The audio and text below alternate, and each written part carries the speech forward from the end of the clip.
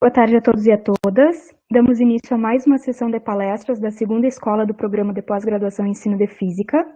Eu gostaria de lembrá-los que será disponibilizado no chat um link do formulário para registro de presença. Todos os inscritos que obtiverem 75% de presença receberão por e-mail o certificado de participação. Recebemos agora o professor Matheus Monteiro Nascimento, que é professor permanente do programa, e irá ministrar a palestra intitulada Cloroquina, Paulo Freire e a Educação em Ciências, pensando a relatividade do espaço social a partir da sociologia da ciência de Pierre Bourdieu. Ótima palestra a todos e a todas. Passo a palavra para o professor Matheus. Obrigado, Camila. Bom, gente, então, boa tarde a todos e a todas. É um prazer estar aqui conversando com vocês nessa tarde, mesmo sem vê-los, né, nesse momento. Queria, de antemão, parabenizar a comissão organizadora pelo evento. Tenho acompanhado, né, consegui acompanhar todas as palestras dos colegas até agora e preciso dizer que foram momentos de aprendizagem muito ricos, tá? Então, realmente o evento está sendo um sucesso. Sem contar, claro, com o número de participantes, que está girando em torno de 40, 50 em cada uma das sessões, o que, como sempre, assim, para o nosso contexto de pós-graduação, é um público considerável. Tá? Então, como a Camila disse, né, eu sou professor permanente do programa de pós-graduação em ensino de física da URGS, né, como também os colegas que me antecederam. E nessa palestra, que tem um título provocativo, né, propositalmente provocativo, eu vou num caminho, de uma certa forma, um pouco diferente do que eu tenho observado, né, na fala dos colegas. Por quê? Porque eu vou falar de um tema que eu tenho pensado muito recentemente. E, de uma certa maneira, muitas ideias que eu vou apresentar hoje eu não cheguei nem a escrever, nem a colocar no papel, né? Sistematizar isso num texto. Então, eu meio que fiz esse desafio particular de, olha, na segunda escola do programa, que vai ser lá em outubro, eu vou falar sobre esse tema, e aí eu me organizei para dar conta de responder algumas questões que eu julgo serem de extrema relevância para o contexto atual. Tá? Então, Cloroquina, Paulo Freire e Educação em Ciências, pensando a relatividade do espaço social a partir da sociologia da ciência de Pierre Bourdieu.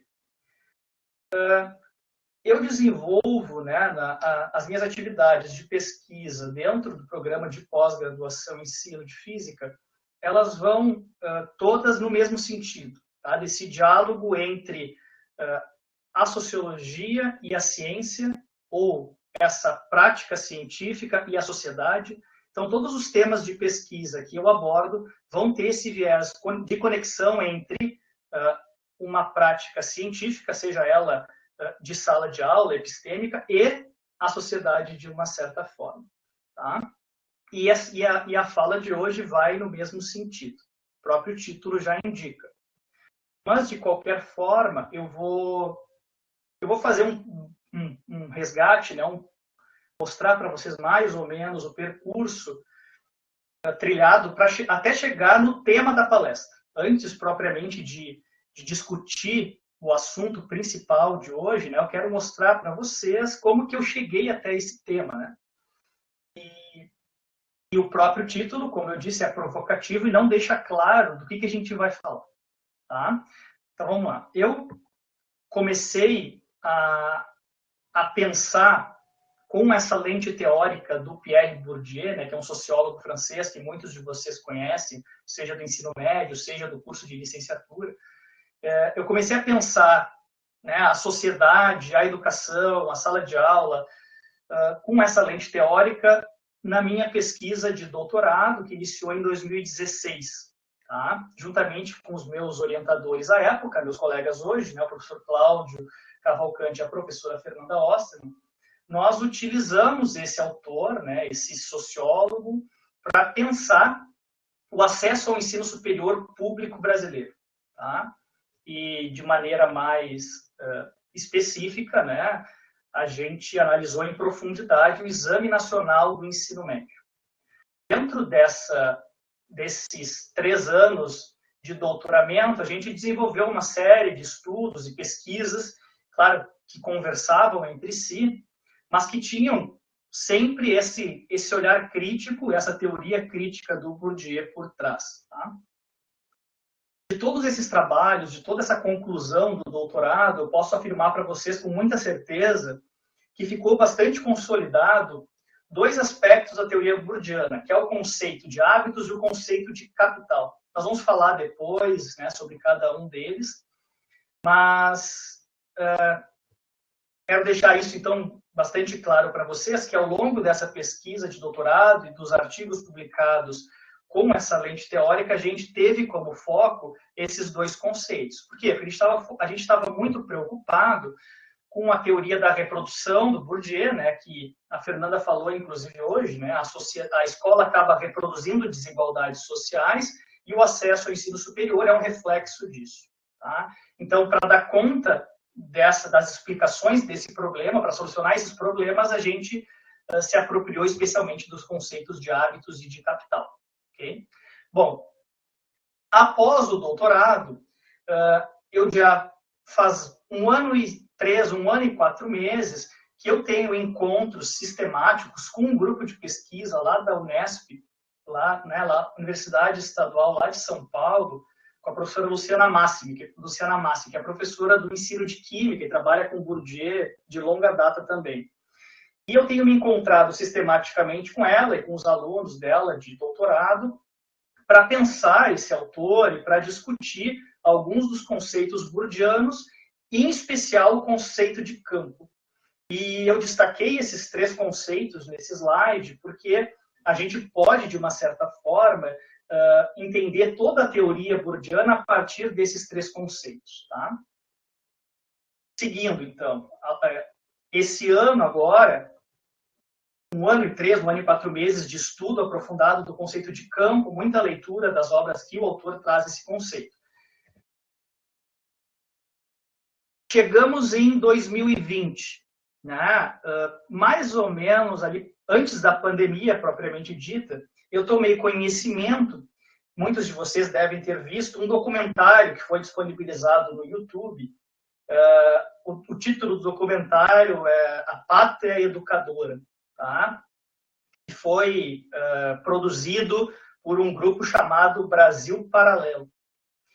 Eu assisti esse documentário, foi separado em 3 partes, e na parte 2, que me chamou muito a atenção, essa parte é destinada única e exclusivamente a Paulo Freire, tá? E a criticar o nosso patrono da educação brasileira. Okay? Então, assisti esse documentário, algumas pessoas que falaram ali eu conhecia, outras eu não conhecia. Tá? Paulo Freire, todos vocês conhecem, tenho certeza absoluta, todos vocês sabem da relevância do Paulo Freire para o contexto educacional, mas naquele documentário eu me deparei com o autor deste livro, tá?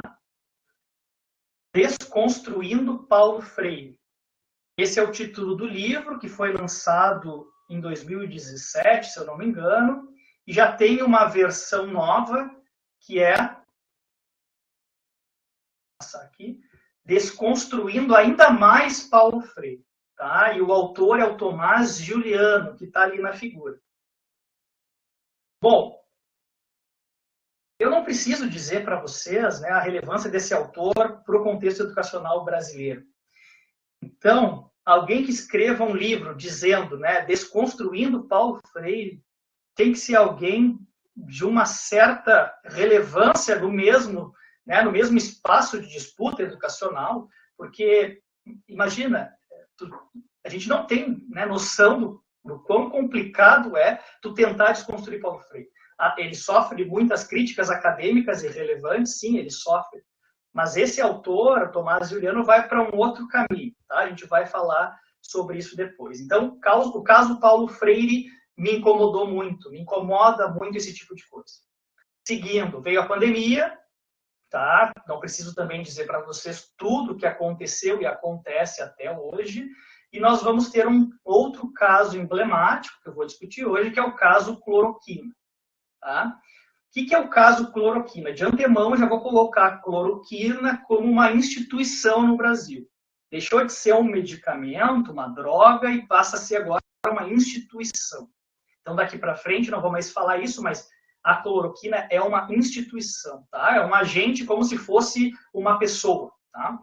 Bom, a gente tem movimentos, né? Aqui, associações médicas se manifestam contra o uso da hidroxicloroquina na Covid-19.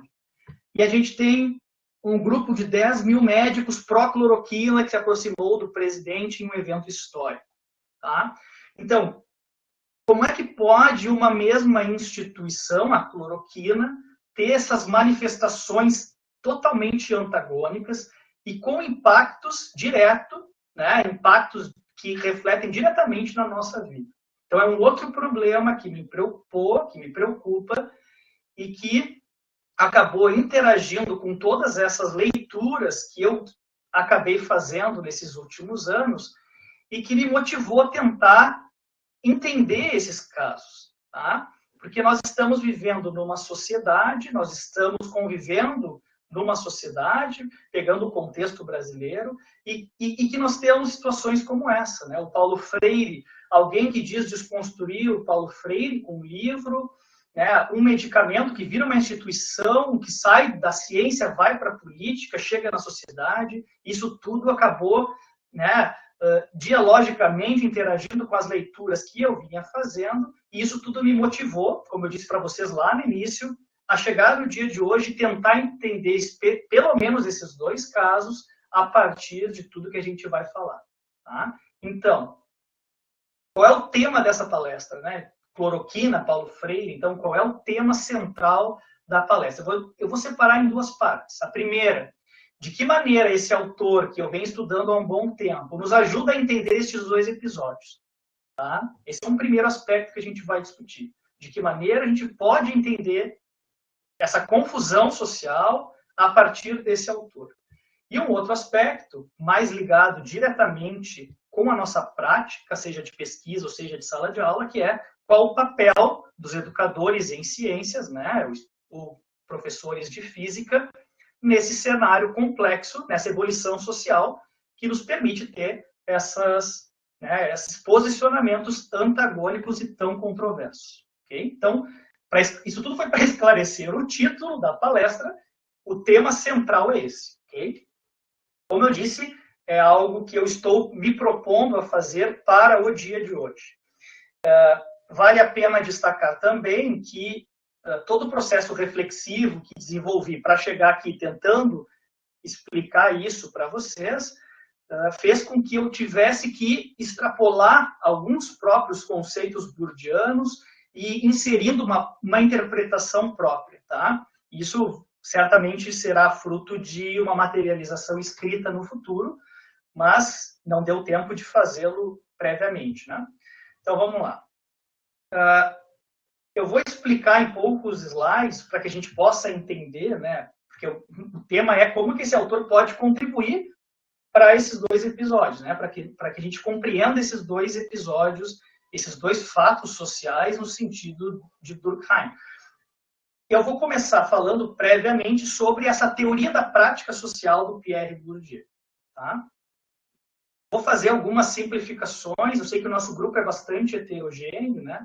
Não vou objetivar aqui aprofundar nenhum dos elementos, mas é só para a gente ter uma ideia bastante geral. O objetivo do Bourdieu, então, ao longo da sua vida acadêmica, era entender por que as pessoas se comportam da maneira que elas se comportam, o que distingue as pessoas na sociedade. Porque algumas pessoas escutam música erudita, outras pessoas escutam funk. Porque algumas pessoas se vestem com roupas de marca e outras que têm dinheiro, têm recursos e optam por não usar roupas de marca. Tá? Roupas de alta costura. Essas questões que motivaram a prática científica do Bourdieu ao longo de 40 anos de produção. A teoria né, proposta pelo Bourdieu, que é uma teoria aliada a uma prática, né? O Bourdieu era um autor muito empírico, então a gente não é difícil falar de teoria sem a prática, né, no fazer científico do Bourdieu. Mas ele estava muito preocupado em superar as respostas que existiam à época para essas questões, né? Ele observava e ele reunia, né, autores dentro de uma postura chamada objetivista, né, o objetivismo, e outros autores dentro de um subjetivismo.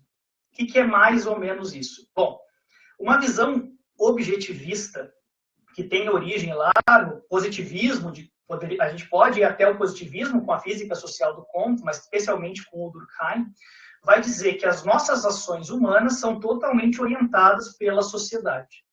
Tá? Os fatos da nossa sociedade coercitivamente atuam sobre os indivíduos e esses indivíduos vão agir de acordo com essa estrutura. Então, o papel da escola, nessa visão objetivista, seria, por exemplo, socializar a criança, especialmente nas idades de ensino fundamental, né? Anos iniciais do ensino fundamental, a criança chega na escola e a professora ou o professor, eles vão dizer, olha, para falar tem que esperar o colega terminar. Se tu esbarra em alguém, tu tem que pedir desculpa. Antes de falar, tu tem que pedir com licença. E assim por diante. Essa forma de interação dos professores com as crianças, na verdade, é uma interação de uma estrutura já posta, cheia de regras, tá? Para que esses indivíduos cheguem na sociedade e ocupem um papel e tenham a sua função. Tá? Essa é uma visão objetivista. Claro, estou simplificando bastante para que isso caiba na nossa palestra, né? Esse semestre, na pós-graduação, eu ministrei uma disciplina que a gente ficou 2 aulas falando sobre esse movimento, né? Essa separação entre objetivismo e subjetivismo. Então, objetivismo, a estrutura vai guiar as nossas ações. O Durkheim vai colocar, inclusive, ele vai pegar um episódio altamente considerado fator psicológico, como o suicídio, e vai escrever um livro para mostrar, na visão dele, que o suicídio é fruto de uma anomia, uma falta de regra social. Tá? Então, as pessoas vão se suicidar porque, de repente, houve um rompimento do matrimônio. Esse rompimento do matrimônio vai ser uma ruptura num processo de acomodação devido a uma regra já estruturada, e isso vai desencadear esse suicídio. Então, é uma visão extrema de quanto que a sociedade pode influenciar no nosso comportamento. Já a visão subjetivista vai para o outro extremo, vai dizer que todas as nossas ações são fruto da nossa produção ideal, intelectual, própria, sem nenhuma interferência da sociedade. Tá? Essa visão, o subjetivismo, tem uma certa origem com filósofos alemães que não foram tão impactados pelo positivismo kantiano, tá? Especialmente Hegel e o idealismo hegeliano, mas essa ideia de que o agente ele é livre para agir da forma que ele quiser é o que está por trás da visão subjetivista de mundo. Tá? O Bourdieu não concordava com nenhuma das duas. Então, ele estava preocupado, ele entendia que nenhuma das duas dava as respostas para os problemas que ele estava pensando. Então, ele teve como objetivo propor uma teoria. Na verdade, ele se propõe, né, seguindo a dialética hegeliana, propor uma síntese dessas duas teorias. Tá? Ele se propõe a apresentar uma síntese, que é o que eu vou falar para vocês agora. Tá? Como que o Bourdieu vai superar esses dois extremos, né, o objetivismo e o subjetivismo, a partir daqueles conceitos que eu descrevi para vocês lá no primeiro slide. Tá? Conceito de campo, de hábitos e de capital. Então, ele vai dizer o seguinte: as pessoas estão na sociedade mais ou menos agrupadas dentro de, vou usar um termo bem genérico, classe social. As pessoas dentro dessa classe social vão compor as suas famílias. Dentro dessas famílias, a gente vai ter mais ou menos volumes de capitais diferentes. Então, se tu é de uma determinada classe social, já se pressupõe que tu vai ter um volume mais ou menos definido de capital econômico, né? Em termos de volume de dinheiro, propriedade privada e tudo mais. E também de capital cultural, que é um elemento relacionado com o estudo, com a perseguição dos estudos acadêmicos, né? a relação com a cultura, a escrita, a matemática e tudo mais. Então, tu está numa classe, dentro dessa classe tu já tem um certo volume de capital, e esse pertencimento a essa classe, né, dentro da família, as pessoas desenvolvem certos hábitos. Tá? Hábitos é exatamente a forma como a gente se comporta. E seria o final, né, desse percurso teórico trilhado pelo Bourdieu. A gente começa num campo, numa estrutura social, que é uma classe, e vai chegar lá no hábitos, que é todo o comportamento, toda a forma de agir que não é racionalmente orientada. Nós nos comportamos da forma que nos comportamos porque nós temos já um hábitos próprio que foi cunhado dentro do nosso grupo familiar, da nossa família, com influência total da nossa classe. Tá?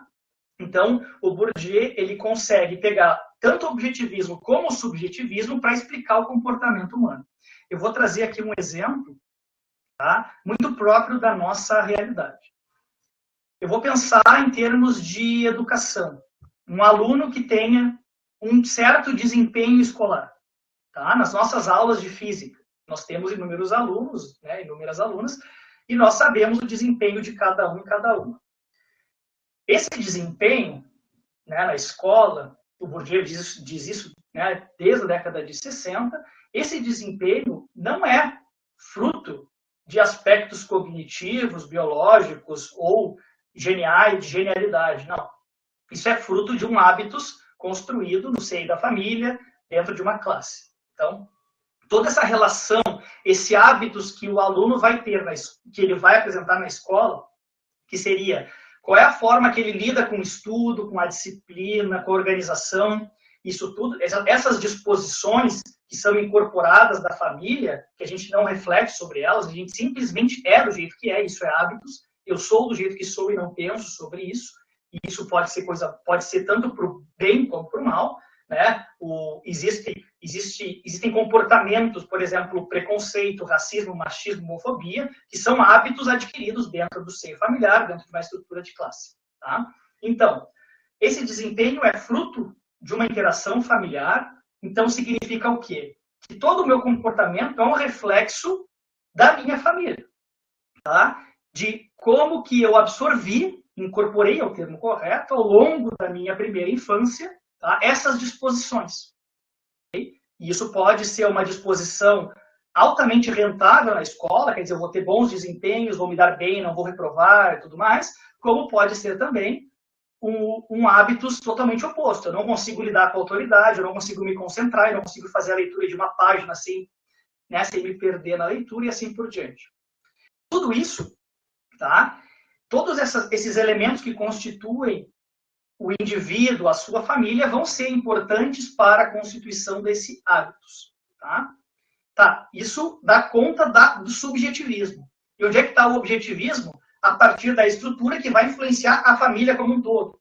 Tá? Esse hábitos é um hábitos de uma estrutura. Tá? Então, o próximo slide vai mostrar lá no meio, né, a figurinha do aluno com a sua família, mas isso está mergulhado num conjunto de indivíduos que compartilham o mesmo volume de capitais. Tá? Aqui eu coloquei, seria a representação de uma pequena fração de uma classe, certo? Então, aquela família reproduz os hábitos da classe e o aluno reproduz o hábitos familiar na escola. Então, a gente sai do externo e chega no interno, né, superando a dicotomia objetivismo-subjetivismo nessa dialética proposta pelo Bourdieu, que é uma teoria da prática social. Como eu disse para vocês, né, isso foi o tema, né, foi a lente teórica que eu utilizei no doutorado. O foco foi lá os conceitos de hábitos e de capitais, porque isso dá conta muito bem de explicar o desempenho escolar, que é o objetivo, né, quando a gente fala de acesso ao ensino superior, certo?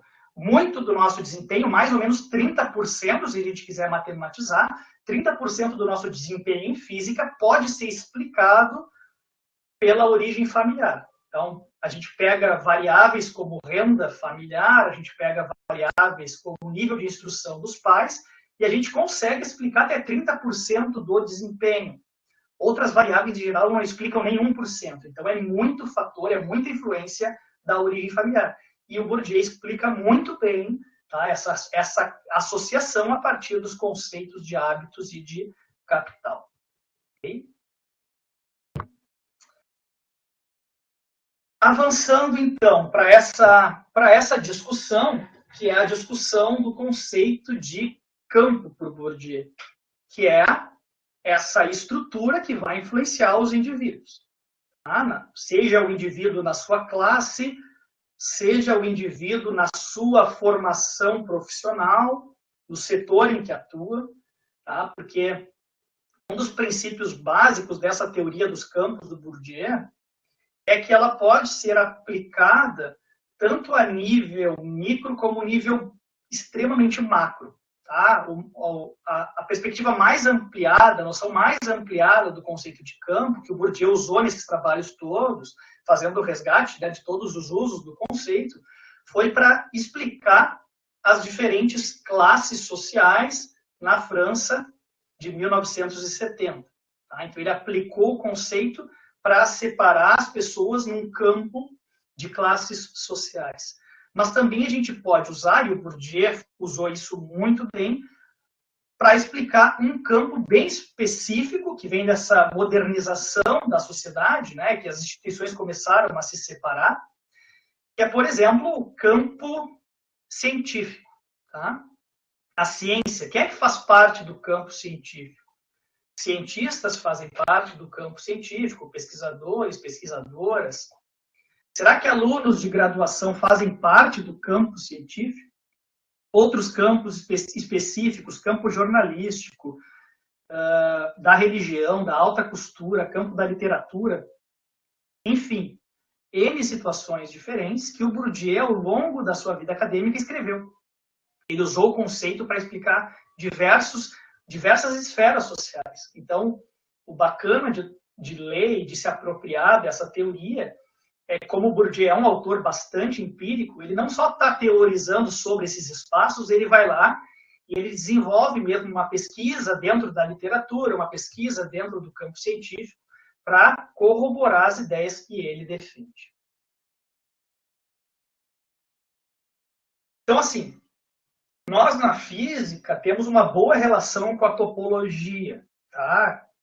De uma certa forma, mais os matemáticos, mas nós na física temos uma relação muito boa com a topologia. Nós trabalhamos muito com o conceito de campo ao longo da nossa vida acadêmica, seja ele um campo eletromagnético, seja ele um campo gravitacional. Então, nós temos já uma pré-concepção, uma ideia do que significaria o campo. Tá? O Bourdieu, em muitos momentos, faz essa analogia. Ele se apropria de conceitos da própria física para falar do espaço social. Claro que com todas as ressalvas, né, de que é uma aproximação, de que é simplesmente para ilustrar algo que é bastante abstrato. Né?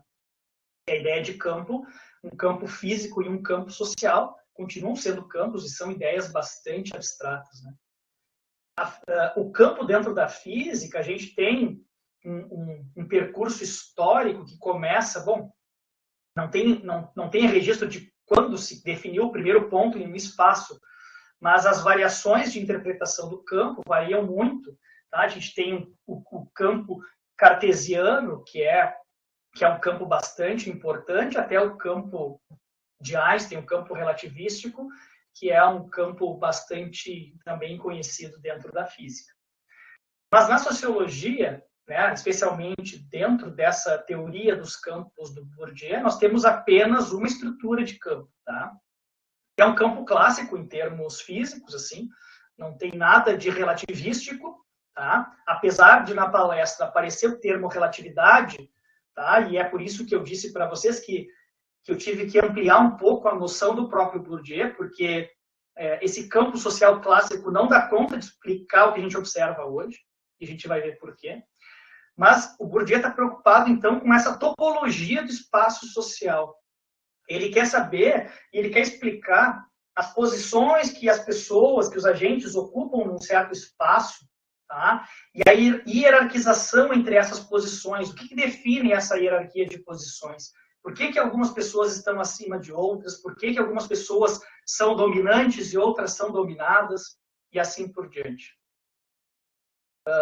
E essa topologia do espaço social é muito pautada numa noção de disputa por algo que é, em geral, pode ser material, pode ser simbólico, mas são capitais também. Tá? Isso a gente vai falar mais para frente. É uma disputa, então, por esses recursos bastante escassos que tem nesses campos.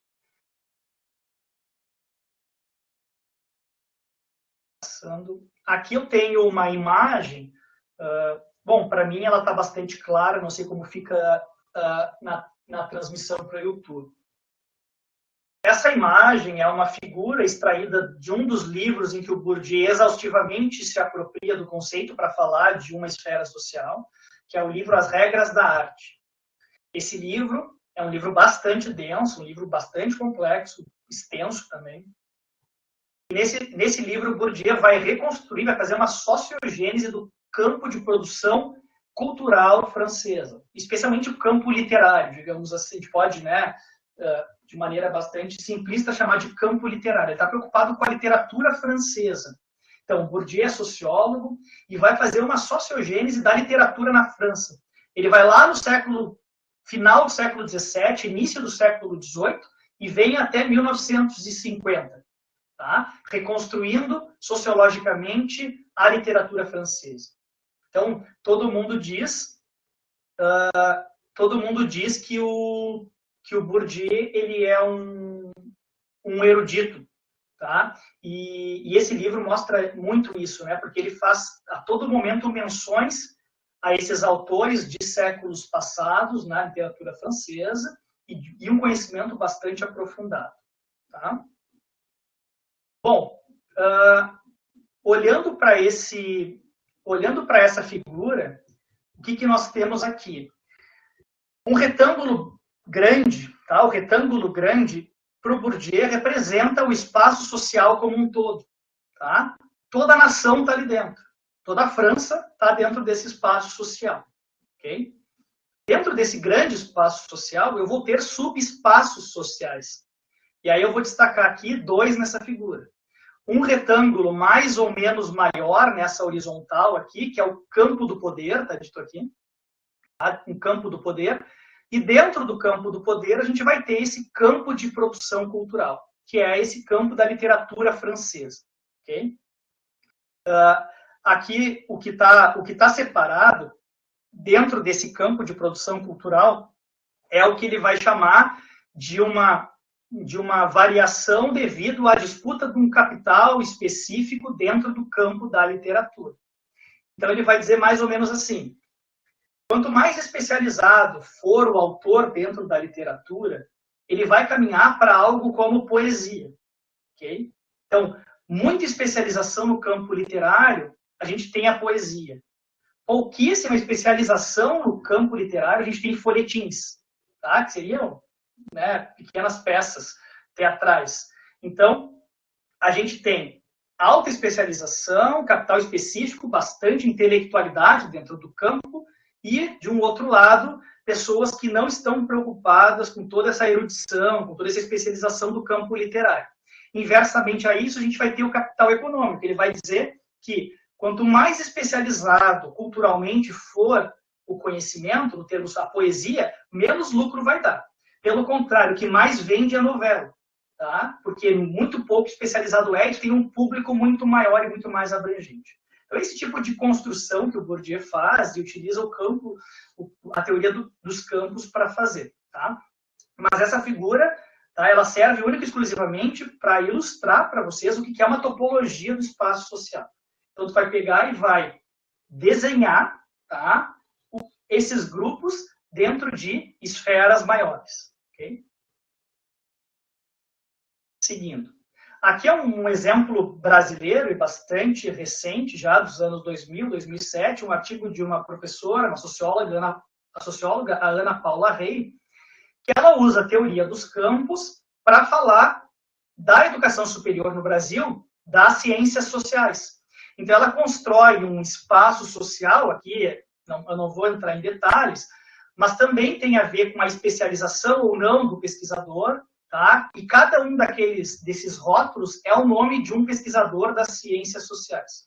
Okay? Então, a Ana Paula Rey utiliza a teoria do Bourdieu para fazer uma topologia da produção intelectual, né, da educação superior das ciências sociais brasileiras. Okay?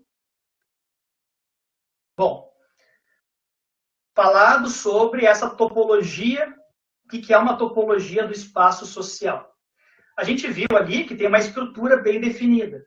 Então, uma das primeiras afirmações que o Bourdieu faz, tem que deixar isso muito claro, que essa estrutura não é estática, ela é dinâmica. Tá? Ela é estática temporalmente, porque é uma fotografia, mas ela vai ao longo do tempo variando. Ok? Não é estático ao longo do tempo, mas é uma fotografia. É como se a gente estivesse num terceiro eixo o tempo, e o tempo fica congelado para essa imagem. Mas ele vai variando, e conforme o tempo vai variando, a gente vai ter uma modificação desse espaço. Porque o que é importante, né? Dentro do espaço, a gente tem os agentes disputando posições de maior ou menor prestígio, por exemplo, e essas posições vão se alterando.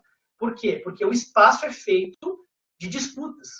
Disputas por recursos escassos, foi o que eu falei lá no início. Disputas por recursos escassos que são materiais ou não. Tá? No caso, por exemplo, da literatura francesa, eu acabei de falar que o que está em jogo não é dinheiro. O prestígio intelectual no campo da literatura não vem pelo dinheiro recebido pela obra. Tá? Porque a poesia não dava dinheiro, e não sei se dá hoje, de vender livro de poesia, se isso realmente é uma profissão lucrativa. Por outro lado, há um prestígio enorme em ser alguém reconhecido no campo como autor ou autora de poesia. Tá? Então, os recursos disputados não são necessariamente materiais. São, em geral, até simbólicos. Okay? O que as pessoas estão disputando, então, posições nesses espaços e quais são, entre aspas, as armas utilizadas para essa disputa? Tá? São os capitais, que a gente já falou anteriormente. Então, capital econômico, ter mais dinheiro, te coloca numa posição já de destaque no campo? Pode ser que sim, mas não somente. Tá? Capital cultural, te coloca numa posição de destaque? Depende do campo. Tá? Um capital cultural para um campo que não necessite de uma intelectualidade, não necessite de estudo, não faz muito sentido. Então, tudo vai depender dos capitais que são relevantes para aquele campo. É importante também dizer que todo campo específico tem um capital próprio. Todo campo específico tem capital próprio. Pode ser a notoriedade científica, o prestígio acadêmico, N situações. Pode ser uma disputa por um sorriso, um abraço, não interessa. Sempre vai ter um capital ou algo que a gente busque dentro desse campo de disputa.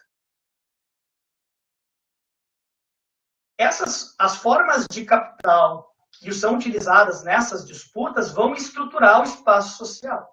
Então, a gente viu lá naquela imagem no livro As Regras da Arte, a topologia do espaço, né? Não tinha ali os agentes ainda, né, bem delimitados.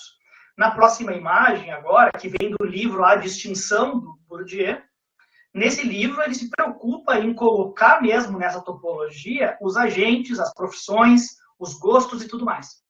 Tá? Então, aqui a gente tem uma série de disposições e de elementos culturais vinculados com esse volume, essa posse de capitais. Então, por exemplo, aqui, para a esquerda do diagrama, eu tenho mais capital cultural e menos capital econômico. Tá? Mais cultural e menos econômico. Na vertical, tem a ver com volume. Tá? Quanto mais para cima, então, nesse quadrante, mais capital cultural. O que nós temos aqui? Professores de ensino superior, tá? Pesquisadores universitários, tem alto capital cultural. No canto inferior, profissões de menor capital cultural em comparação aos professores de ensino superior, mas também com mais capital cultural do que as pessoas e as profissões do outro extremo. E assim por diante. Tá? Só para ilustrar para vocês como que o Bourdieu coloca os agentes nesses espaços e associa essas posições com gostos bem específicos. Né? E a parte mais sólida da teoria bourdiana é que isso não é feito de cabeça, não é feito... eu acho que o professor universitário se coloca aqui e os pescadores se colocam aqui embaixo. Não. Isso é feito a partir de uma série de estudos empíricos, questionários de larga aplicação e assim por diante. Tá? Como eu disse já mais de uma vez, o Bourdieu era muito empírico, ele tinha muita preocupação com estudos empíricos. Tá? Tem toda uma teoria por trás, mas ele não separava dessa prática experimental. Adiante. Então, falei sobre esses elementos e um elemento que é central para toda essa discussão é o do capital simbólico. Tem que ter aqui um cuidado com esse capital. Porque, em geral, quem começa a ler o Bourdieu, quem começa a ouvir falar sobre o Bourdieu, pode imaginar que o capital simbólico é um capital específico da teoria bourdiana, né? E não é bem assim. O capital simbólico, na verdade, ele é a materialização de toda aquela estrutura de capitais, né, ou a conversão de todos aqueles capitais em algum bem simbólico que me traga algum tipo de benefício. Tá? Eu coloquei aqui notoriedade, credibilidade, reputação, autoridade. Então, tudo que eu consigo, tudo que eu movimento para chegar e ter autoridade, serão os capitais por trás para materializar num capital agora que é simbólico, que é essa autoridade. Um autor extremamente reconhecido por seguir a teoria bourdiana assim, de maneira muito fiel, que é o Luiz Pinto, ele coloca que o capital simbólico é a forma suprema do capital e de validação de todas as espécies de capital. É como se ele estivesse dizendo que só faz sentido o material quando ele vira um capital simbólico. Então, apesar de não ser material, só faz sentido o bem material quando ele se torna bem simbólico. Isso fica muito claro. As pessoas que têm muitos recursos financeiros, elas procuram se distinguir das que não têm, por N situações diferentes, N situações distintas. Tá? E é isso que o Bourdieu está dizendo. Essa representação de que tu tens mais dinheiro do que outras pessoas é simbólico, né? Tu quer essa notoriedade de que tu tens mais posses do que outras. E aí, como que tu faz isso? Como que isso é feito? Tu investe o teu capital econômico para isso. Então, tu vai comprar uma roupa de marca, tu vai comprar uma roupa que olha, vão bater o olho em ti e vão dizer, essa roupa é cara, essa pessoa tem dinheiro. Tá? Mas, então, é o material sendo convertido nessa notoriedade toda simbólica. Tá? Então, é fundamental o capital simbólico. E eu diria que hoje, né, especialmente para o problema que a gente vai tratar, o capital simbólico é fundamental. E a dimensão, né, a materialização aqui do capital simbólico é realmente uma autoridade ou um prestígio dentro da sociedade. Então, Paulo Freire tem prestígio ou não tem prestígio? Para quem que ele tem prestígio? Como pode ter prestígio para uns e não ter prestígio para outros, sendo que objetivamente ele tem uma produção e tudo mais. Então, de que forma que esse prestígio varia de acordo com o grupo social que a gente observa, né? Bom, ainda quase terminando essa parte mais teórica, o Bourdieu vai escrever, ele tem um livro praticamente inteiro para falar sobre essa economia das práticas sociais, tá? Como que as pessoas vão gerenciar esses capitais, tá? Que são simbólicos e tudo mais. Então, ele vai colocar o matrimônio, por exemplo, é uma das ações que melhor mantém, reproduzem uma classe, tá? Então ele diz isso no livro, né? Não existe amor, o que existe o que eu enxergo no outro é o meu hábitos refletido. Então, é aquela história. Eu estou vendo no outro exatamente todas as minhas disposições, todos os meus capitais. É isso que ele vai chamar de amor. Então é meio até pouco romântico, tá? Quando a gente lê essa teorização do Bourdieu para dizer que as pessoas elas se aproximam para perpetuar o seu volume de capital. E a gente observa isso. É muito difícil que a gente tenha pessoas de classes sociais muito distintas em matrimônio ou em amizade, muitas vezes. Isso é raro. Tá? E não é racional, muitas vezes. Isso é incorporado, vem do hábitos e tudo mais. Okay? Mas dessa economia geral das práticas, eu até não precisava falar disso, só tem um aspecto que é central da economia geral das práticas e que é importante para a gente. É o que ele vai chamar de taxa de conversão. Tá? É um termo da economia, a taxa de conversão, que tem muito a ver com o que a gente vai falar hoje. Só que a taxa de conversão do Bourdieu, ela vem quando tu tem um agente que está num campo e ele vai para outro campo, tá? Vou dar um exemplo. Tu tens uma figura que é extremamente conhecida dentro do entretenimento. Tá? Um ator, uma atriz, um cantor, uma cantora. E essa pessoa, então ela está num campo artístico, digamos assim, e ela vai se candidata para deputado federal. E ela ganha uma eleição. Quando ela se insere no campo político, porque ela ganha uma eleição, vai fazer parte do parlamento, há uma taxa de conversão entre os campos. Há uma taxa de conversão entre os campos, e essa taxa de conversão pode ser mais ou menos pesada, dependendo de onde eu estou e para onde eu vou.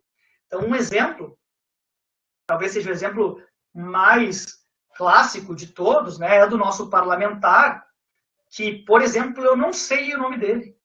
Eu sei que ele é ex-palhaço Tiririca. Ele, então, era uma pessoa do entretenimento, ingressou no parlamento e a taxa de conversão para ele foi absurdamente pesada. Tá? Porque dificilmente ele ocupa alguma posição de relevância dentro do debate político. Então, quando ele vai para o campo político, dentro daquela disputa interna do campo político, ele não vai ser um dominante, porque todo o capital específico que ele trouxe lá do outro campo foi praticamente anulado. Tá? Existem outras conversões que são menos pesadas e outras que são valorizadas. Isso é importante também. Pessoas que se deslocam de um campo para o outro acabam sendo beneficiadas. Vou dar um exemplo da nossa própria área. Nós estamos num campo educacional. Tá? Nós que estamos no ensino de física, educação em ciências. Nós estamos na educação, na interface entre ciências humanas e sociais aplicadas. Então, nós estamos muito arraigados no campo educacional. Tá?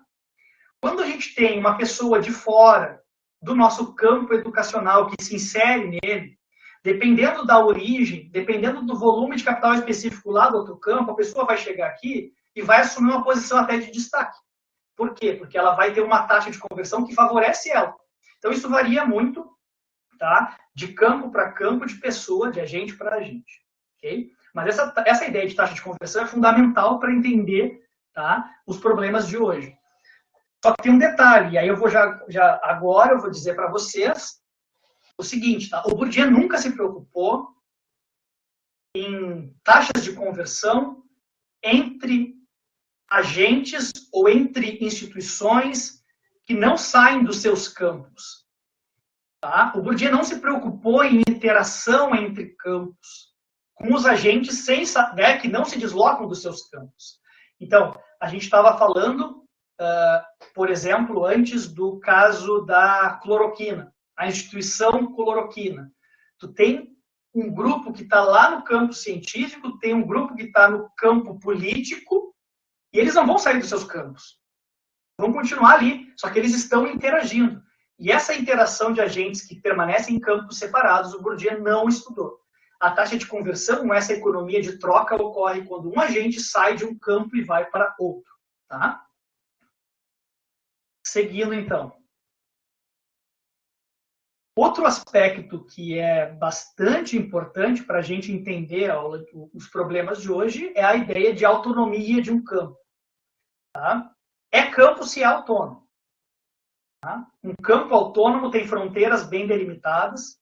A gente consegue muito bem saber quem está dentro e quem está fora. Então, eu, por exemplo, eu não tenho doutorado em física.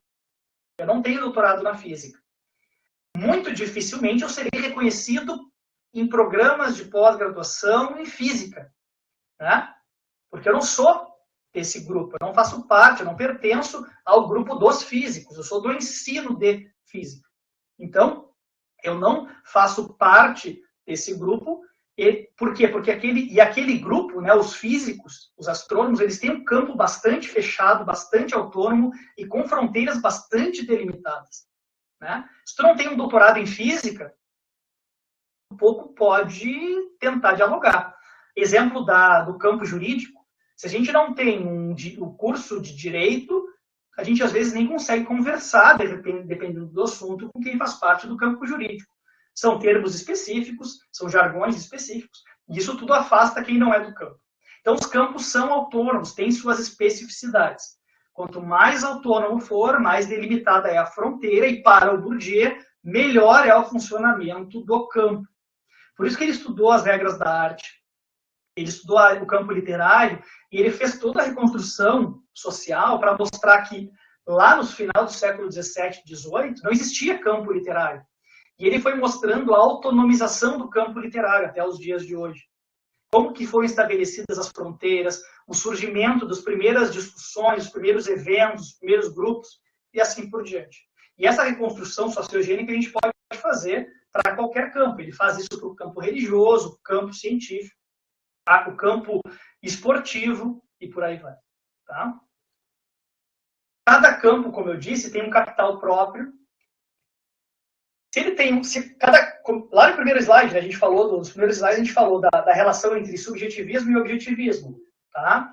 Qual é a relação entre os dois? O campo, né, o espaço social vai influenciar a família, que vai influenciar o agente, tá? Então, cada campo tem um hábitos próprio. Eu falei lá no início em classe social, mas aqui eu posso falar de física. Existe um hábitos próprio da física. Existe um hábitos próprio do campo jurídico, certo? Que é uma forma de se comportar, de lidar. A gente fez a leitura recentemente na disciplina de um artigo desse ano, de 2020, que é um artigo que propõe essa ideia de hábitos da física como comportamentos associados com a masculinidade, com a genialidade, com a impessoalidade. Todos esses comportamentos são reproduzidos em escolas e universidades, porque é o que constitui o hábitos ou a forma de agir sem pensar de quem faz física, tá? E a gente tem que refletir sobre isso, porque isso gera uma série de problemas. Mas, enfim, seguindo. Eu vou falar de lá no título e no início eu apresentei para vocês o caso Paulo Freire e o caso Cloroquina. Mas eu vou, de brinde nesse processo, colocar mais um caso que é outra instituição, que é a escola pública.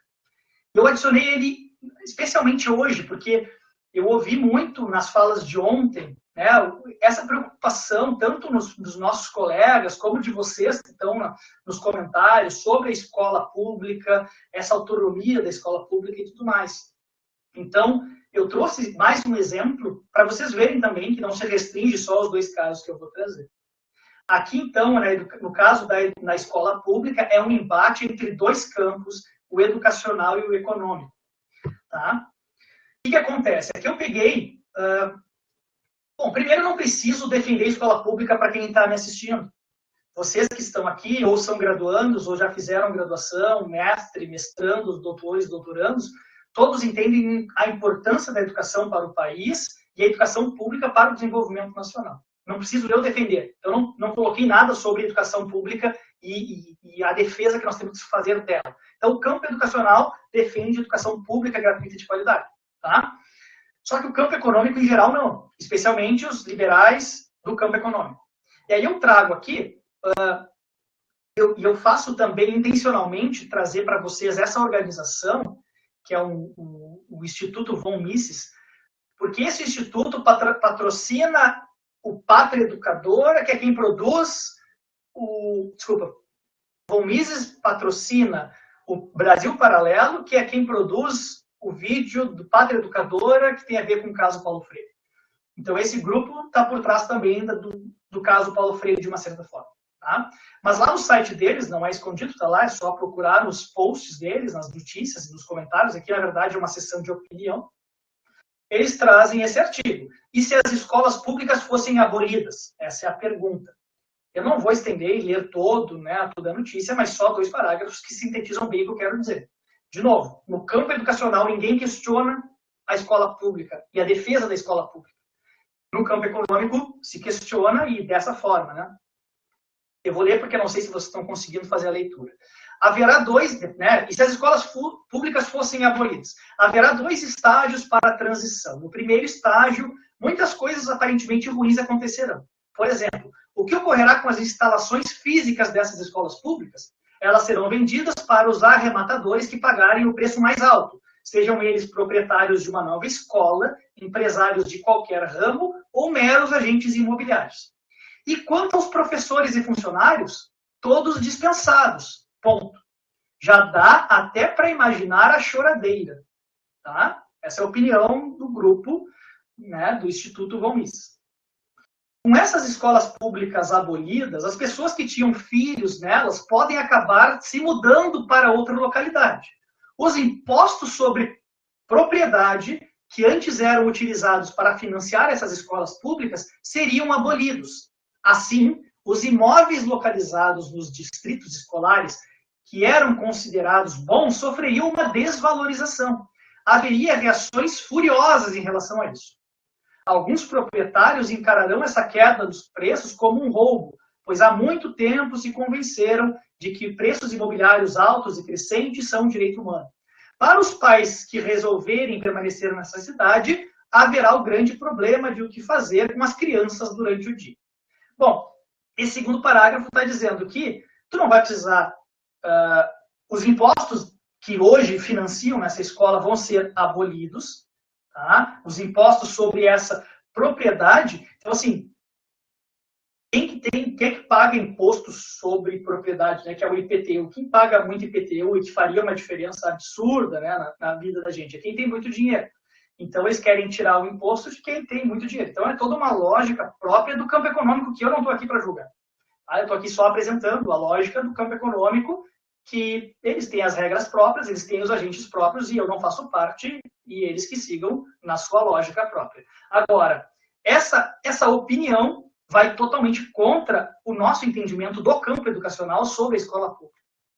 E agora, quem é que tem a legitimidade para falar da escola pública? Esse é um ponto, tá? Seguindo. Agora sim, chegando, né, nos casos específicos. Já estou me encaminhando para o final mesmo. Tá? Já deu 55 minutos. Bom, Paulo Freire. É um embate aqui nessa palestra que eu trago entre um campo educacional e um campo ideológico. Porque as pessoas que se manifestam contra o Paulo Freire, que seja no vídeo, seja em outros espaços que a gente facilmente encontra na internet, elas são de vários campos diferentes. Então, elas são do campo social como um todo, né? Então, poderia chamar de campo educacional contra o campo de classes ou contra o campo ideológico e assim por diante. Quando a gente olha para uma pessoa de um certo campo, a gente tem alguns indicadores, como a gente viu lá que o Bourdieu utiliza para estruturar e fazer toda a topologia do espaço. Dentro do campo científico, que é o local de onde eu me posiciono, eu faço parte de um campo de pesquisa também, é extremamente importante o indicador citações. Não é o único, mas é um indicador de produtividade e de que a sua obra está sendo lida e reproduzida e dialogada com outras pessoas do campo. Então, é um bom indicador de um certo prestígio acadêmico. Tá? Gente, o Paulo Freire tem 428 mil citações no Google Acadêmico. 500 mil de citações. 500 mil citações é 500 mil de vezes que alguém citou o Paulo Freire. Certamente um dos autores mais lidos brasileiros, mais citados. E ele está no nível, em termos de hierarquia dentro do campo acadêmico, do Vygotsky, que tem o mesmo número de citações que ele. Então, Paulo Freire é do nível do Vygotsky, entende?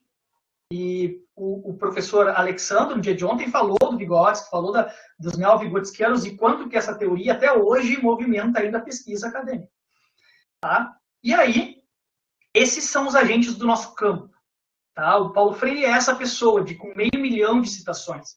Quais outros indicadores que a gente poderia utilizar? O número de livros publicados, de reedições dos livros, o número de línguas que traduziram, de idiomas que foi traduzido o livro e assim por diante. Em todos os índices, o Paulo Freire está no topo. Não há o que questionar no campo acadêmico, educacional, Paulo Freire. Tá? Bom, aí eu vou para a figura que escreve o livro Desconstruindo o Paulo Freire, né? Que é o Tomás Giuliano. Bom, o currículo Lattes dele aparece aqui. Quem conhece o currículo Lattes, ali nas produções, primeiro vem artigos publicados, né? depois capítulos de livros e tudo mais. Então ele não tem artigos publicados. A primeira produção intelectual do Tomás Juliano foi o livro Desconstruindo Paulo Freire. Então, a primeira produção dele foi o livro, já diretamente dizendo Desconstruindo Paulo Freire. Ele fez o curso de História numa universidade aqui de Porto Alegre, é porto-alegrense. A editora é dele, do próprio livro, isso é importante de dizer. Tá? Então, a edição, se tu olhares assim, a contracapa do livro, está lá a edição, ele é o próprio editor do livro dele. Então, ele escreve esse livro Desconstruindo Paulo Freire, e agora, mais recentemente, o Desconstruindo mais ainda, ou ainda mais o Paulo Freire, e ele tem 6 citações do Google Acadêmico, referentes ao primeiro livro. 4 citações são de críticas, assim, realmente críticas ao trabalho, enfim, né? Nada muito a ser dito além disso, mas 2 trabalhos me parece que concordam com as ideias, 2 produções acadêmicas, acho que uma dissertação e um TCC, uma monografia de TCC ou de disciplina da Universidade Federal do Rio Grande do Norte. Mas, enfim, além dessas citações, o que já é, bom, não precisava ter, mas já tem, né? E o que mais me preocupa é esse número, né, de 1 milhão de visualizações no YouTube. Esse é ele falando no segundo episódio do Pátria Educadora. Era aquele documentário separado em 3 partes. 1 milhão de pessoas, né? Eu falei isso na versão anterior, né? Eu jamais, na minha vida acadêmica, vou ter uma fração desse número de leitores dos meus trabalhos. Jamais, tá? E esse rapaz, o Tomás Juliano, além de ter o livro disponível para compra nas livrarias virtuais, físicas e tudo mais, ele tem este veículo, né, de comunicação no qual ele profere todas as suas críticas e vende o seu livro, o próprio documentário. Assim. Então, 1 milhão de pessoas que fazem parte do campo do espaço social maior, isso é importante. Então, a gente não estou falando do vídeo por falar, faz parte do espaço social, essas pessoas estão assistindo esse vídeo.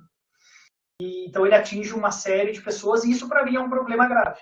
Tá? Porque ele não faz parte do campo científico, do campo educacional, ele não é ninguém no campo educacional, ele não tem nenhuma credencial dentro do campo educacional, e ele escreve um livro Desconstruindo Paulo Freire, e ele vai para fora do campo, sei lá qual é o campo dele, mas como alguém que tem uma pompa de produção intelectual capaz de criticar esse autor.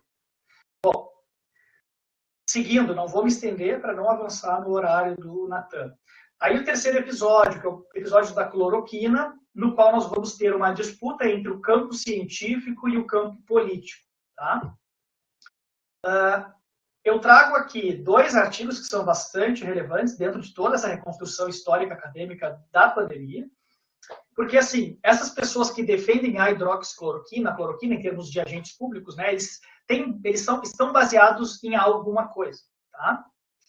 E esse artigo, que é lá de fevereiro de 2020, lá no início da pandemia, não tinha nem estabilizado no Brasil ainda o vírus, mas, enfim, esse artigo diz que a hidroxicloroquina traz bons resultados, ela pode ser um bom... Mas as pesquisas são todas in vitro.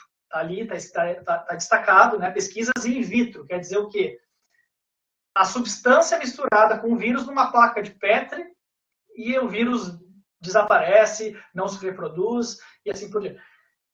Do in vitro para o in vivo, para funcionar no ser humano com uma química absurdamente complexa, isso tem uma diferença gigantesca. Então, a gente não pode afirmar que um medicamento que tenha bons resultados in vitro, eles podem ser ingeridos. Tá? Porque eles podem trazer, a gente sabe que medicamento é droga e pode prejudicar uma série de outras questões, como, de fato, a gente já observa. Então, um outro artigo publicado por pessoas do campo acadêmico, um grupo bastante extenso de pesquisadores, publicaram esse artigo agora em setembro. É uma meta-análise, quer dizer que eles reuniram tudo que foi feito de estudo com hidroxicloroquina. Tá? E analisaram tudo. E os resultados são: não reduz a taxa de mortalidade, não baixa o período de febre, não ajuda na respiração e ainda prejudica ou ainda aumenta as chances de risco de problemas cardíacos. tá? Um estudo assim, analisando todos os estudos já publicados sobre hidroxicloroquina no período da Covid, esse estudo mostra, então, que não funciona, tá? Ela pode ser mais prejudicial do que benéfica para o ser humano. Okay? Isso no campo acadêmico, no campo científico. Isso está se estabilizando dessa forma, tá? Meio que já é praticamente consensual. Mas, fora do campo científico, nós temos representantes daí do campo político, e aí eu cito, não vou falar, mas o presidente brasileiro, o ministro, uma espécie de ministro da saúde da Índia, que defende fervorosamente a hidroxicloroquina, e o presidente dos Estados Unidos, que não tomou cloroquina agora quando teve a doença, mas enfim, que defendem o uso dessa droga nos tratamentos da população, tá? Isso é um exemplo claro de uma interação entre campos, tá? Que o Bourdieu não deu conta de estudar, né? Não deu conta de analisar. Essas indicações do nosso presidente se materializaram nessas orientações do Ministério da Saúde para o manuseio dos medicamentos, tá? Então, não vou, eu ia fazer a leitura, mas eu não vou detalhar, mas aqui está dizendo que tem muitos trabalhos já publicados sobre o uso da cloroquina e tudo mais. Diversas instituições internacionais estão dizendo para usar cloroquina. E aqui, eu vou citar só esse último comentário. Considerando que o artigo científico publicado pela Escola de Saúde Pública de Yale, que avaliou cerca de 300 mil doentes infectados através de 5 estudos, incluindo 2 ensaios clínicos controlados, demonstrou uma eficácia significativa no tratamento ambulatorial com o uso de hidroxicloroquina e concluíram que a hidroxicloroquina deve ser amplamente disponível e distribuída imediatamente para prescrição médica. Eu fui atrás do artigo, primeiro que o artigo não avaliou cerca de 300 mil pessoas, o artigo avaliou 5 artigos, 5 estudos, e os 5 artigos juntos, daí teriam sim 300 mil pacientes, mas são estudos que não são randomizados, são médicos que aplicaram em seus pacientes, muitos desses 5, se eu não me engano, 3 foram em consultórios próprios, tá? E relataram os benefícios do uso da hidroxicloroquina. Um dos médicos é o Dr. Vladimir Zelenko, quem conhece, é uma pessoa que ficou bastante reconhecida nos Estados Unidos, né? Então, não é um artigo do porte dos que eu citei anteriormente, ok? Mas é um artigo que existe de fato, mas é um autor escrevendo. Ele pegou 5 artigos para analisar e, na verdade, um desses artigos, que é o do Zelenko, está publicado onde? No Google Drive do doutor, porque ele fez no consultório privado e colocou no Drive dele lá. E esse é um dos 5 estudos que estão mostrando a eficácia da cloroquina. Então, não dá para comparar esse artigo com todo aquele aporte, aquela meta-análise realizada, certo?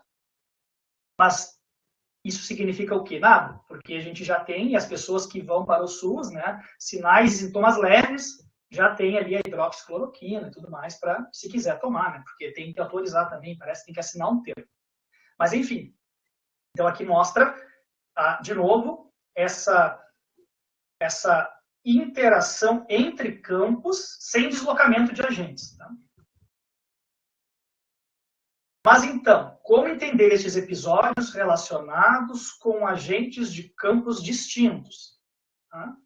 Porque a taxa de conversão que a gente falou antes explica muito bem a relação entre agentes que saem de um campo e vão para outro campo. Tá?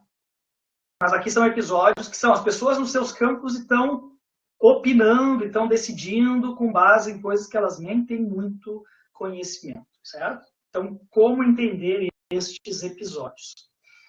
E para entender, então, esses episódios, eu vou propor para vocês o que seria uma síntese da discussão do Bourdieu com um acréscimo e vocês vão claramente identificar qual é. Tá? Então, primeiro, a disputa entre os agentes ocorre no espaço de poder, ou no campo de poder, que é aquele espaço mais amplo que o próprio Bourdieu descreve. Nada de novo aqui. Eu só estou dizendo que a gente não pode olhar para esses cenários em que há essas interações entre campos pelos campos isoladamente. Tem que colocar todo mundo competindo na mesma arena, jogando o mesmo jogo, entendendo que regras vão estar em jogo nesse campo agora, esse campo maior, esse campo do poder. Segundo aspecto, aqui tem uma representação do que seria isso, mas basicamente eu tenho o campo do poder, eu coloquei campo educacional, econômico, científico, político, e vão se espalhar dentro desse campo do poder. Tá? Isso não é novo, isso é a própria teoria do Bourdieu. O segundo elemento, e aí a gente começa a variar ou avançar em relação ao que o Bourdieu restringe, porque ele não trata dessa interação. Quando eu me preocupo em estudar essas variações de interpretação, variações de autoridade entre campos, eu entendo que seja muito importante para nós estabelecer as dimensões desse espaço que vão influenciar nessas escolhas, nessas opiniões. Tá? E aqui, evidentemente que tem capital econômico, tem capital cultural, tem tudo que o Bourdieu descreve muito bem, mas eu coloco dentro, as dimensões, seriam os eixos daquele espaço de poder, eu coloco somente capital simbólico. Tá? Somente não, mas é aquela materialização de todos os outros capitais. Só que eu vou colocar um capital simbólico relacionado a prestígio, que aí vem da avaliação do outro dentro do campo. Então, para mim, quanto que o Paulo Freire tem prestígio ou não. Tá? E um capital simbólico, que eu chamei de ideológico, tá? Mas que ele é bidimensional. Todo mundo já fez aqueles testes, né, de mapeamento ideológico que a gente encontra na internet. Tu responde 10, 20 perguntas e te colocam lá num mapinha bidimensional se tu é direita, esquerda, conservador ou progressista. É esse sentido, tá? Não vou me aprofundar, mas é essa a ideia. Tu tem um capital simbólico que materializa todas as tuas opiniões, crenças e valores sobre a sociedade. Okay? Por quê? Eu entendo que você é a favor ou contra liberação das drogas ou descriminalização do uso da maconha. A opinião emitida sobre este fato vai agrupar uma série de pessoas e vai separar outras pessoas. Então, esse tipo de valor em relação aos fatos sociais, na minha opinião, vão compor este capital simbólico ideológico bidimensional. Tá? Então, essa é a ideia. E esses capitais, então, vão posicionando os agentes dentro desse espaço do poder. Até aí também não é nada muito diferente. Eu diria que o terceiro aspecto agora que não tem escrito na obra do Bourdieu, porque vem dessa extrapolação do campo social físico para um campo social que é relativo. É o seguinte: o espaço social é totalmente relativo. Tá? Se vocês lembrarem lá do início, quando eu coloquei aquela figura, tá? Aquele mapinha lá do Bourdieu do campo literário, o Bourdieu define que aquele é o campo literário que ele, pesquisador, identificou e construiu e mapeou e tudo mais. O que não tem problema. A questão toda é que a posição dos agentes que o Bourdieu encontrou, por exemplo, ele vai posicionar o Balzac, vai posicionar Baudelaire, todos esses posicionamentos dos agentes, ele faz com base na interpretação dele. Ele até tem o conceito reflexividade que dá conta disso. Só que, para o Bourdieu, essa reflexividade que posiciona os agentes, ela tem uma certa objetividade importante, que eu estou dizendo aqui que não vai existir nesses casos. Tá? O que vai acontecer aqui é uma total relativização dessa estrutura do campo, porque ela vai depender intimamente de quem está refletindo sobre o campo. Então, eu, Matheus, quando eu olho para um campo social, devido a todas as minhas crenças, todos os meus valores, todo o meu hábito de classe, tudo que eu tenho incorporado em mim, eu vou olhar para um agente, eu vou olhar para uma instituição, eu vou olhar para uma cidade, eu vou olhar para uma planta e eu vou julgá-la a partir de tudo que eu tenho de concepções. Então, se eu sentar num caderno, numa mesa, pegar uma folha de papel e começar a posicionar as pessoas de acordo com prestígio para mim, né, prestígio acadêmico para o Matheus, por exemplo, eu vou ter um certo posicionamento. Se o Daniel vier e vai elaborar um mapa, ele vai elaborar e posicionar as pessoas em lugares diferentes. Tá? Mas talvez não tão diferentes das minhas, porque eu e o Daniel temos muitas afinidades. O que a gente está discutindo, o que dá problema, nesses casos que eu trago para vocês, são aqueles extremos, pessoas que estão pensando em coisas muito distintas. Né? Tipo Paulo Freire sendo Paulo Freire, e outro dizendo que Paulo Freire é um mito que não tem nenhum tipo de produção relevante. Tá? Essa relativização do espaço, aqui eu coloquei bem sinteticamente a ideia do seguinte, olha, o capital simbólico de um indivíduo, ou o prestígio, vamos pegar o exemplo do Paulo Freire de novo, ou pode ser o da cloroquina. Cloroquina, de novo, aquela instituição, né, como se fosse um agente mesmo. Então, o Paulo Freire, Matheus, eu olhando para o espaço, eu coloco o Paulo Freire com alguém com muito prestígio. É alguém que tem que se respeitar. Eu sou, digamos que eu seja o azul, o capital simbólico na minha interpretação. Então, eu posiciono o Paulo Freire à esquerda do meu mapa. Cloroquina, devido a todos esses trabalhos já publicados, a falta de realmente uma pesquisa séria, de porte, que mostre, né, que o uso da cloroquina traz benefícios, eu coloco cloroquina com baixo prestígio, no sentido de ser utilizado. Tá? Então, no azul, no eixo azul, estaria na direita. Uma pessoa contrária poderia interpretar de maneira até oposta à minha. Então, eu coloco ali, ó, no desenho, Paulo Freire e cloroquina. Outra pessoa pode vir e colocar Paulo Freire como negativo, que é o caso do Tomás Juliano, ele faz isso, e a cloroquina como algo positivo, digamos, né? Não sei a opinião dele, mas enfim. Qual é a conclusão disso tudo, então, desses 3 pontos? Que a estrutura do espaço social, como o Bourdieu coloca, ela não vai, a dinâmica do espaço social não se dá apenas no tempo, como o Bourdieu diz, né? Lembra? Eu falei lá no início, aquela é uma foto do espaço social. Vai ter uma dinâmica, vai ter alteração, mas porque os agentes vão disputar, vão ocupar posições que não ocupavam antes e tudo mais. Então, ao longo do tempo, as posições variam. A minha interpretação é que isso não depende do tempo. Para o mesmo instante, o espaço social assume formas muito distintas, dependendo do indivíduo que reflete sobre a estrutura do espaço. Então, o Bourdieu está considerando que existe um espaço absoluto, espaço social absoluto, independente da interpretação das pessoas que fazem parte do espaço. O que eu quero dizer? Quem está no campo vai dizer que o Matheus é sempre dominante no campo tal, ou é sempre dominado no campo tal. Ele não considera que seja possível que uma pessoa daquele campo interprete isso de maneira diferente. Tá? Então, essa relativização que eu coloco na teoria do Bourdieu para que a gente dê conta dessa complexidade toda. Tá? Outro exemplo que a gente poderia abordar é isolamento vertical e isolamento horizontal. A gente ouviu isso muito, né?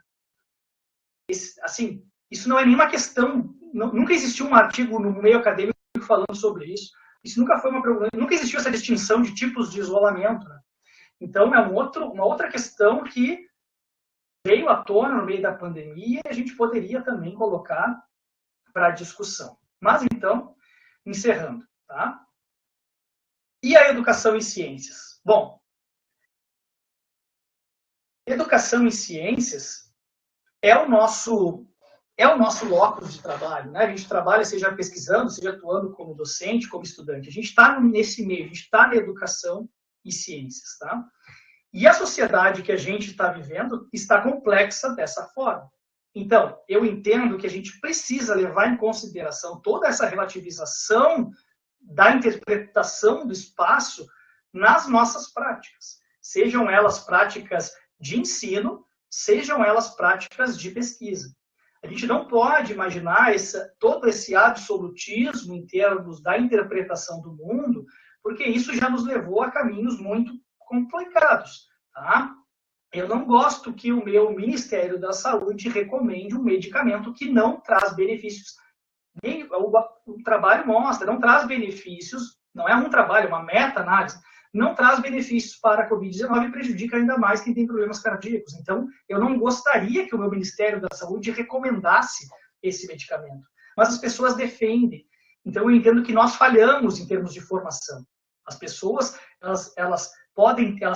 o fato da gente entender que elas têm opiniões distintas sobre o mundo vai contribuir com a nossa prática, para que na hora de tomar decisões complexas, isso seja levado em consideração. Tá? Então, gente, desculpa o imprevisto, eu agradeço a atenção, né, nos dois links e Não sei se a gente vai ter tempo, de repente, de uma pergunta, para não passar do horário, duas, mas vamos lá. Obrigado pela atenção.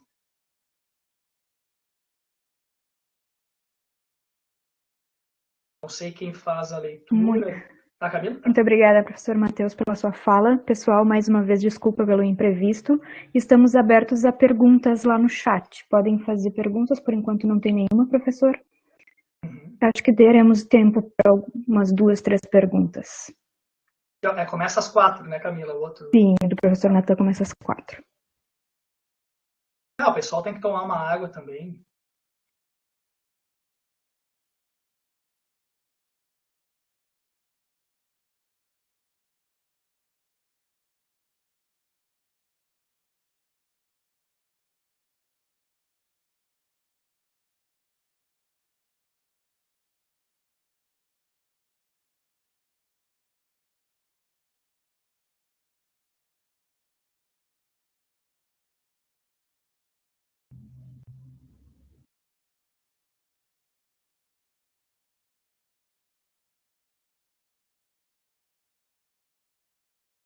Acho que a gente encerra, Camila, então, para o pessoal dar uma descansada, 10 minutos antes da próxima. O que tu acha?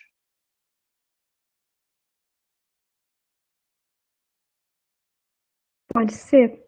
Não tivemos nenhum comentário. Então, a gente encerra. Pessoal, agradecemos mais uma vez, professor, pela sua fala. Falas muito importantes, relevantes. Aqui o professor Ives fez uma pergunta. Matheus, até que ponto está sendo pressuposto uma avaliação racional das pessoas nos posicionamentos? Obrigado. Tem um comentário do professor Ives ali, não sei se não atualizou para vocês o chat. Eu li agora. Pode ser. Não tivemos nenhum comentário. Não, professor Ives, então, vocês não estão me ouvindo? Pessoal, agradecemos mais uma vez, professor, pela sua fala. Alô? Oi, gente, está com delay, eu acho, mas a Camila já leu a pergunta. Fiz uma pergunta. Matheus, até que ponto está sendo pressuposto uma avaliação racional das pessoas nos posicionamentos? Tá, o Daniel estava com delay, a Camila fez a pergunta. Esse é o ponto, é um ponto bastante fundamental da interpretação desses comportamentos. A racionalidade ou a não racionalidade para a interpretação desses fatos, Ives, ela estaria sendo contemplada nessa bagagem incorporada pelos indivíduos. Eu entendo que as pessoas, algumas pessoas têm tendência a acreditar em teorias da conspiração, por exemplo, outras têm tendência a aceitar um argumento não racional, não estruturado, esse tipo de coisa, né? Então, o fato de cada um ter uma certa relação com o mundo social, isso já faz com que, nesses capitais simbólicos previamente pensados, né? Por exemplo, aquele capital simbólico ideológico, ele pode ali sim estar contemplando o quanto que aquela pessoa não reflete racionalmente pela realidade que ela vive. Tá? É perfeita a tua questão. Mas a minha ideia é isso, realmente, eu já fiz uma reflexão sobre isso, porque a gente não consegue entender racionalmente como que certas pessoas seguem se posicionando da forma que se posicionam. E isso tem a ver com os valores e crenças próprias desses indivíduos e que estaria, de uma certa forma, contemplado dentro desse capital simbólico ideológico. É claro que a operacionalização, né, o empírico desse trabalho, desse resultado, tem um lado que é muito difícil de ser feito, tá? Porque exigiria uma pesquisa social de larga escala. Por outro lado, o IBGE, o Datafolha em especial, faz muito essas pesquisas de opinião pública, né? Então, ao longo da pandemia, a gente teve uma série foram 4 ondas, na verdade, de avaliação das ações do governo, né? E dentro desses questionários do Datafolha, a gente encontra ali claramente algumas perguntas, né, Ives, que nos indicam realmente o quanto que a pessoa reflete sobre o seu mundo, né? Por exemplo, isso dá para fazer rapidamente uma análise, mas você confia mais em informações vindo da mídia tradicional ou do WhatsApp e tal? E aí tu separa as pessoas que confiam mais no WhatsApp do que na mídia tradicional, e tu já consegue identificar uma série de fatores ali que explicam muito do comportamento, né? Acho que é mais ou menos essa a ideia. Mas obrigado pela pergunta.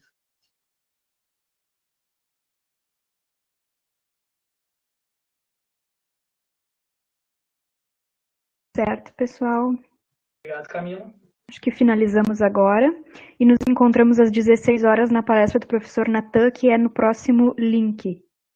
Tá lá no canal do YouTube, na playlist, tem o link lá ou na própria página do site. Então, nos encontramos daqui a pouquinho.